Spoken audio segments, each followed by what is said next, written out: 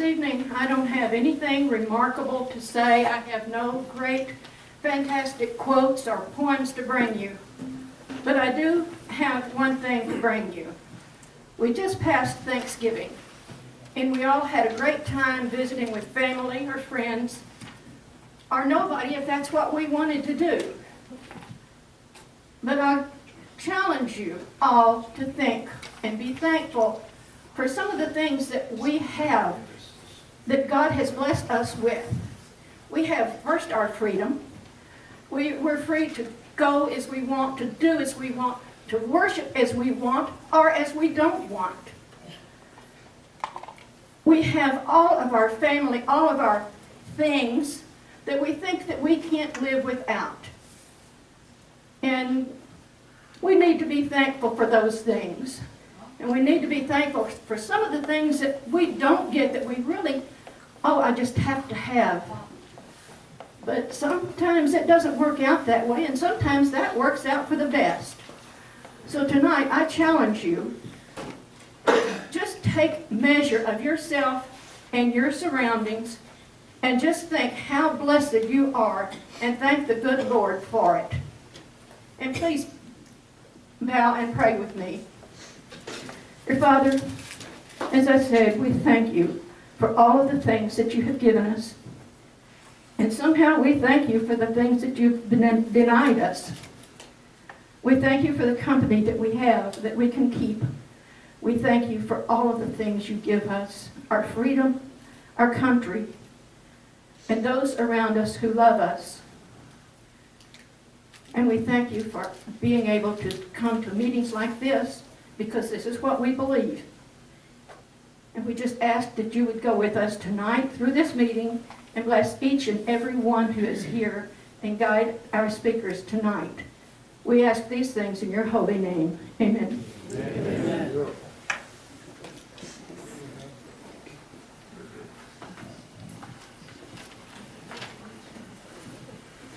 How many veterans do we have here tonight? Could you please stand?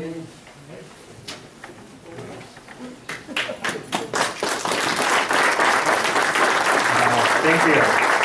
Remain standing, and the rest of you stand, and I'm going to ask John Landers if he'll lead us in our pledge of allegiance this evening. John?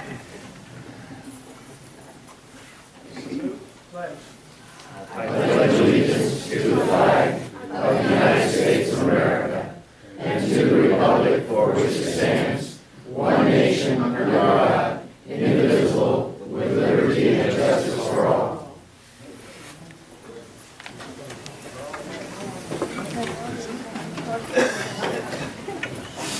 How many people are here for the very first time?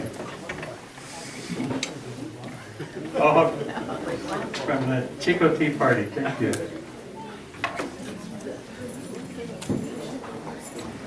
I'd like to recognize a couple of our distinguished guests. I saw the Auditor Controller, Robert Stark, is here.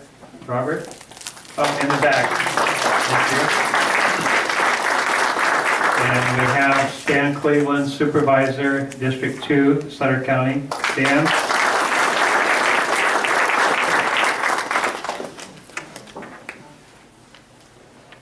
We have Yvonne Henderson, who is representative for our Assemblyman Dan Logue.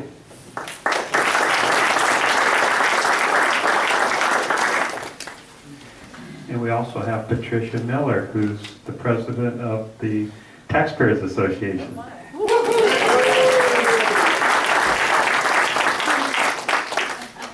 Thank you all for coming this evening. As you know, we're a nonprofit 501c3, and in order to pay our rent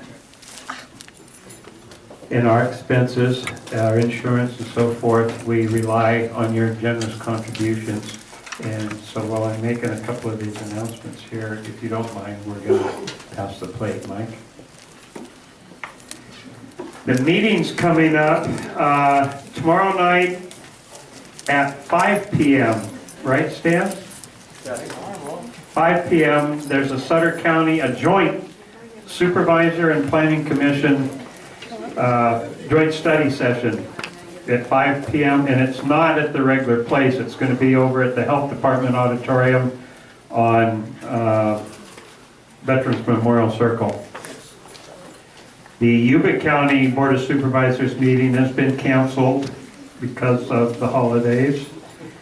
And the Yuba City City Council has a really short meeting tomorrow night at 6. And it will be to hear a word or two from the outgoing mayor, to elect a new mayor and a new mayor pro tem, and then that will be the end of the meeting. So they're very interesting. I encourage you to go.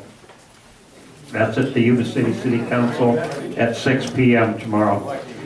Marysville City Council is also meeting tomorrow night at 7, and they had a couple requests for grants and the usual thing, but there were two interesting items that I saw on their agenda. Number one was they want to relocate their cannon in front of City Hall. And I don't know why, maybe turn it around, I don't know.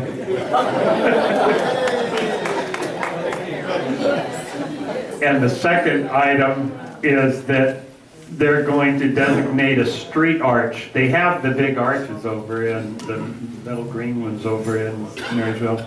They're going to designate one by Chinatown, and it'll be the arch for Chinatown. Our next meeting is 2 weeks from tonight on the 16th, and our guest speaker is going to be J. Paul Parker, our constitutional sheriff. He'll be discussing anything you want to discuss. We're going to have a town hall type meeting.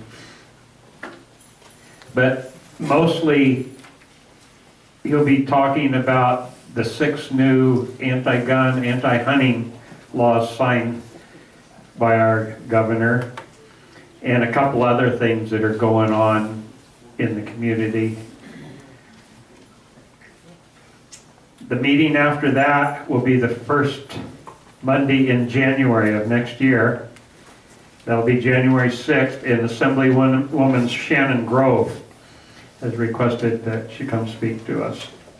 And she's really a very dynamic, conservative lady, well worth listening to. A quick notice, in the back, on that back table with the 2 children are some magazines, the Newsmags. And they're there for you to take and read and pass them forward. After you read them, give them to somebody else. A lot of great information in those magazines, so help yourself. And I encourage you to go to our website, sign up, and you'll get notices of our events and so forth. And also to be on your right side, there's a lot of action groups that are really getting started now. One is the Second Amendment, supports the Second Amendment. The other one is recall some legislators. We have the Tea Party awareness one where we go out with our signs and let people know we're here and we're not going away.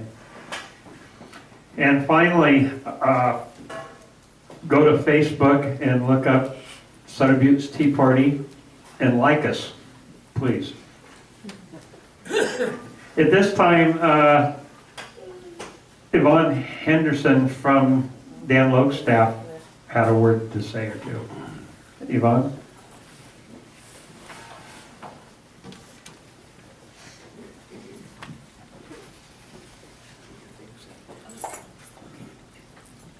Hi everybody, I just wanted to real briefly pass these brochures out that we had at the Assemblyman's Water Town Hall meeting a couple weeks ago now. Inside, first, a big thank you for those of you who were able to come out that night. It was a great event, very well attended. We set up for, I think, about 100, and the final head count, I think, was over 2 or just about 200. So it was a very successful event, and I saw a lot of Tea Party people there that night. It really meant a lot to the Assemblyman, so thank you very much for your participation. For those of you who were not there, I'm going to be handing these brochures out, and on the inside of the brochures is a survey, water survey that you can fill out. Your voice can still be heard about your concerns about water and where we're going with that. So I'm just going to pass those out, start passing those out, and if you would be so kind as to fill those out and mail those back to our office, that would be great. We would really appreciate it. Thank you very much. Thank you, Yvonne. Our next announcement will be from Rick Levy. He has a little update on his adventures with the gray wolf.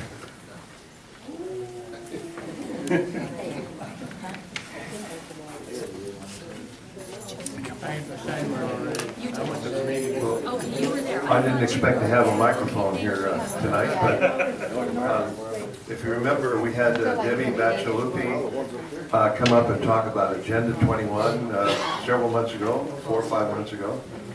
She invited us to come down to Sacramento. The U.S. Fish and Wildlife Service was having a public hearing regarding 2 issues. One, taking the gray wolf, Canadian gray wolf, off the endangered list, and at the same time placing the Mexican wolf on the endangered list.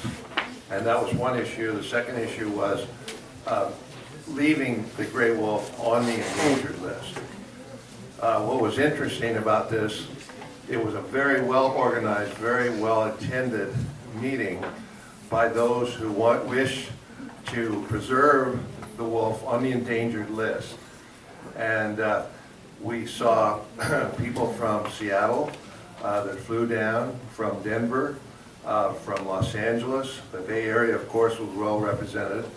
And unfortunately, there's only about 10 or 15 of us who actually said, if you want to bring the wolf in, do what they've done in Montana, Idaho, and I believe Wyoming, and that was to manage that population. Every time we spoke, we got booed down. It became very apparent that these people want the wilding of America. I did some figures on the gray wolf, and these are very conservative figures. If one female wolf, after her second year, has 2 female wolves, pups, and they grow and they have 2 and 2 and 2, in about 9 years we'll have 1,000 gray wolves. One gray wolf, it takes about 6 elk per year to maintain that body mass. So you can imagine what it would do to our, not only our wildlife, but to our sheep, our cattlemen, and the rural lifestyle that we all enjoy. So came my turn to speak, and I said, you know, we can't hardly build a doghouse without an EIR, environmental impact statement. This is an economic decision to allow a wolf population into the state of California and not manage it. I was soundly booed down. These people are adamant, they're rabid, and they're well financed.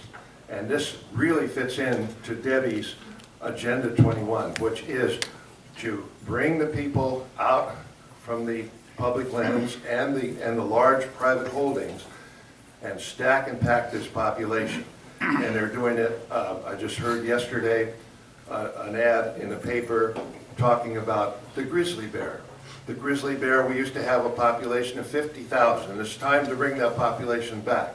And the only way to do that is to protect the habitat of the grizzly, and not only that, but bring the connective roots so the grizzly can migrate free, as can the gray wolf.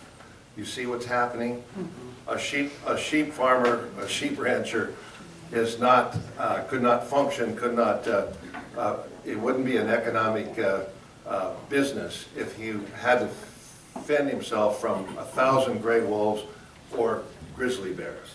So it's coming, folks. They're well organized, they're well financed. Keep your ears and eyes open. I'm from Wisconsin, and the county just north of me had 7 horses they had put down because 2 wolves came in and tore them up.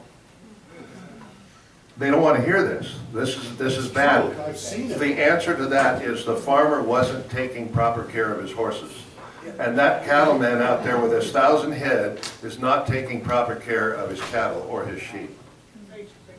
Another thing that they won't tell you is when those wolves were released in Yellowstone, they had a 25,000 herd of elk. About 4 years ago, I read a thing that they have a little bit less than 11,000 now. It's all because of the gray wolf. Montana, and they've taken the wolf off the endangered list in Montana, Idaho, and I believe Wyoming. But Montana was the premier elk hunting area. You couldn't get a permit to go hunting. I was talking to a fellow just last week, and he had a friend, he was going up to hunt in Montana, and he had a friend that says, you know, I'd like to go along. He says, there isn't a chance in heck that you're going to be able to get a permit. Well, let's try. They called up and says, oh, we got lots of permits. They've devastated the hunting industry. That's a huge economic impact on that community. So that's all I've got to say. It was very interesting. I just want to bring up one thing in that you mentioned the connectivity project, and that's a real Heather Goss thing.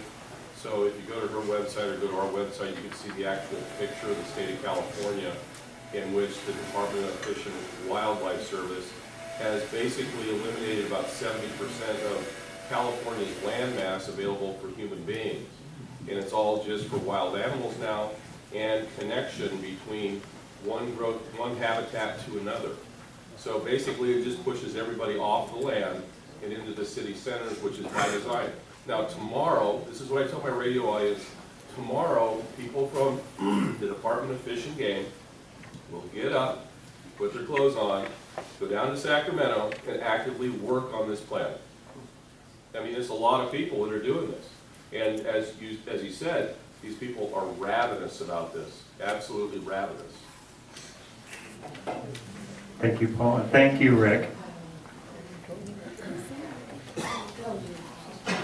Linda Paine is a founder of the Santa Clarita Valley Patriots, and she's also the co-founder of the Election Integrity Project, which was formed in December 2010. So it's 3 years old this month. Huh? The Election Integrity Project has chosen to focus on the polls, the registration, and the election process. And about 2,100 poll observers and signature verification observers were deployed in 21 counties during the November 2012 election, and they documented over 1,750 incidents. That was our last election, folks.